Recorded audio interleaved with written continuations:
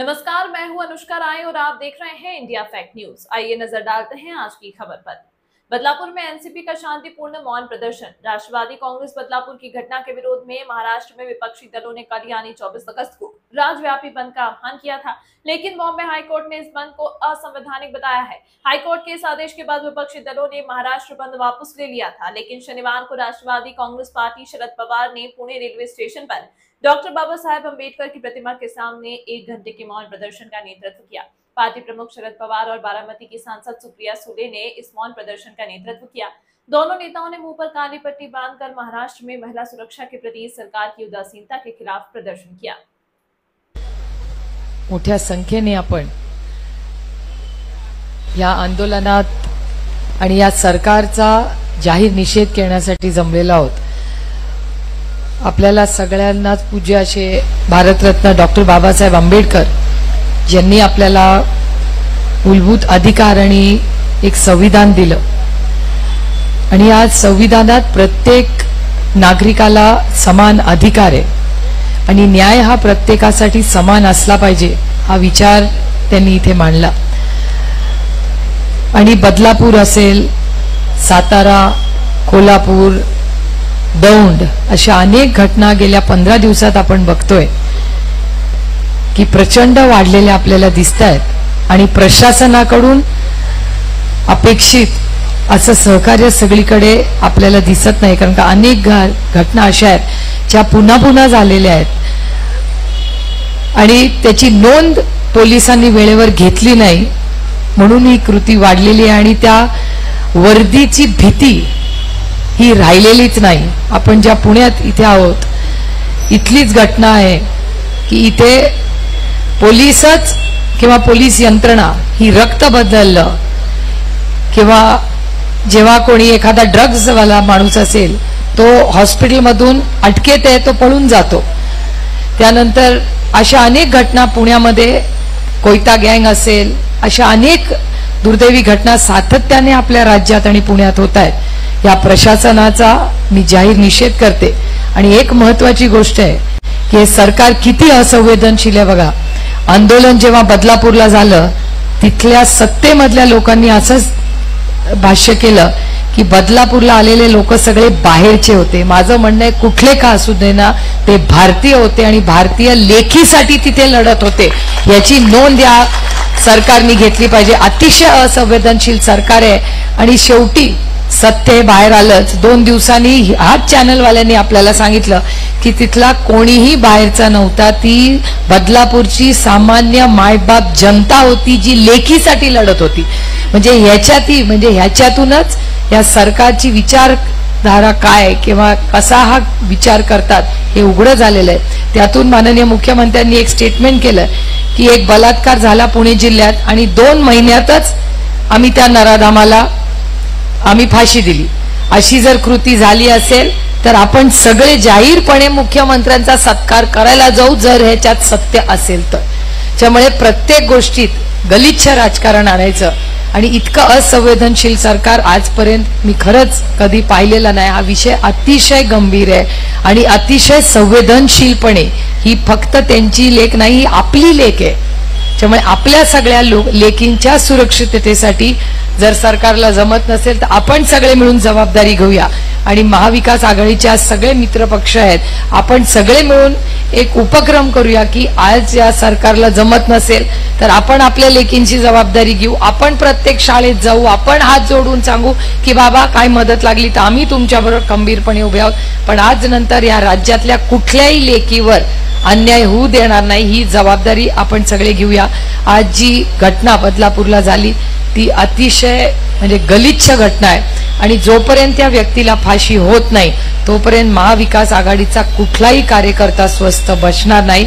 आपण सगळे एवढा पाऊस असला तरी या संवेदनशील विषयाबद्दल ज्या पोटतिडकीने आपण सगळे बोलताय, मला असं वाटतं आपण सगळ्यांनी सगळं राजकारण बाजूला ठेवून महाराष्ट्राच्या मुलींच्या सुरक्षिततेसाठी कामाला लागूया एवढीच आपल्याला विनंती करते।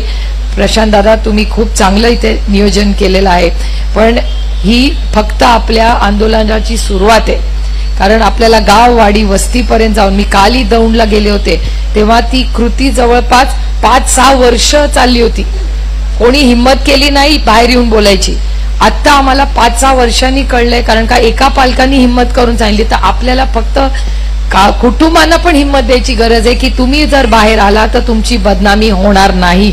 आणि मी आज इथे सगळे जे टीव्ही चॅनलवाले त्यांचंही कौतुक करते आणि आभार मानते, कारण का दौंडची घटना असेल किंवा बदलापूरची घटना असेल, या सगळ्यांनी अतिशय संवेदनशीलपणे रिपोर्टिंग केलेलं आहे. ज्या आपल्या लेखी आहेत त्यांच्या कुटुंबाचं नाव किंवा ओळख कुठेही बाहेर आलेली नाही. आणि माझी सगळ्या कार्यकर्त्यांनाही विनंती राहील की गडबडीने हाऊस व्हिजिट्स करू नका, कारण का त्यांची ओळख कधीही बाहेर येता कामा नये, कारण का त्या मुलांना पुढचं आयुष्य जगायचंय. त्याच्यामुळे त्यांची प्रायव्हसीचा मान सन्मान आपण केला पाहिजे. 15 दिवसांनी तुम्ही त्यांच्या घरी गेला तरी चालेल, पण घाईघाईनी जाऊ नका, कारण का आता त्यांना काउन्सिलिंग वगैरेची मदत आहे. त्याच्यामुळे माझी सगळ्या कार्यकर्त्यांना विनंती आहे की फार मीडियानी फार संवेदनशीलपणे हे विषय मांडलेले आहेत. तीच संवेदनशीलपणा आपणही दाखवावा. आपण इथे आलात आणि या मोठ्या आंदोलनाची ही फक्त सुरुवात आहे. आपल्याला सुरक्षिततेसाठी खूप मोठं काम महाराष्ट्रात उभं करायचंय. आणि पुन्हा एकदा या सरकारचा आणि त्या कृतीचा मी जाहीर निषेध करते. जय हिंद. यानंतर आदरणीय पवार साहेब एक प्रतिज्ञा बोलतील.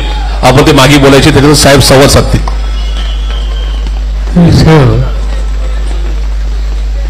एका अस्वस्थ करणाऱ्या प्रसंगाच्या निमित्ताने आज आपण बाबासाहेबांच्या छत्रछायेमध्ये एकत्रित आलो.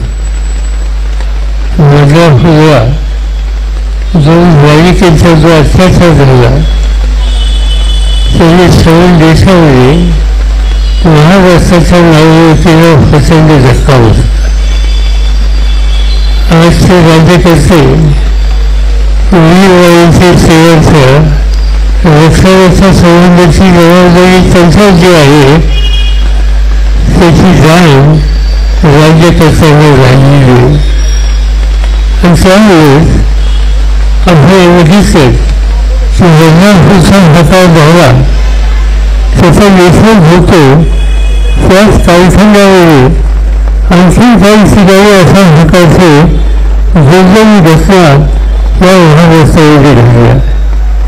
एक दिवस असा घटना महाराष्ट्रामध्ये कुठे ना कुठेतरी मुलींच्या अत्याचार करण्याच्या सवयीची वाटली ही दुर्दैवाने थोड्या वाचायला मिळते.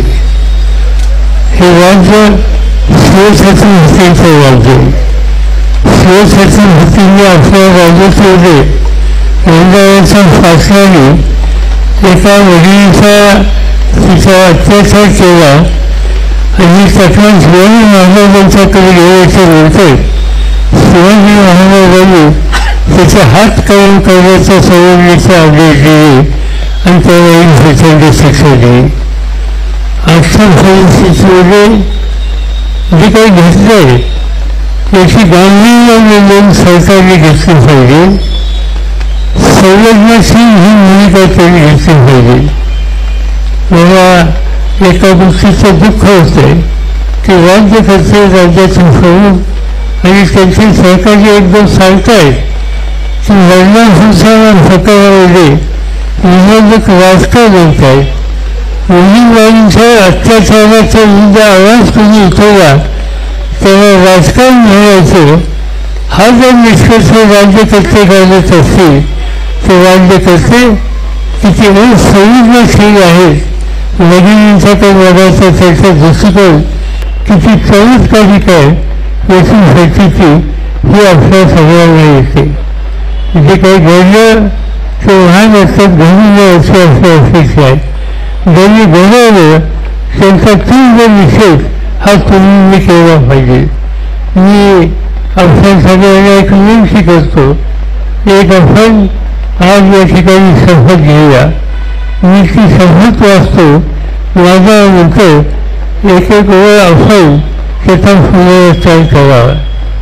मी अशी शपथ घेतो की मी स्त्रियांवर होणारा हिंसाचार कधीही खपून घेणार नाही. माझे घर, माझा मुलगा, माझे गाव, माझे ऑफिस, कोणत्याही ठिकाणी जर महिलांचा छेडछाड किंवा अत्याचार होत असेल तर त्यास मी विरोध करून त्याबद्दलचा आवाज उठवेन. मी मुलगा आणि मुलगी असा भेदभाव कधी करणार नाही. महिलांचा सन्मान राखील आणि या शून्य नगरीमध्ये सेवेचे संपूर्ण महाराष्ट्रात आणि देशात महिलांसाठी अधिक सुरक्षित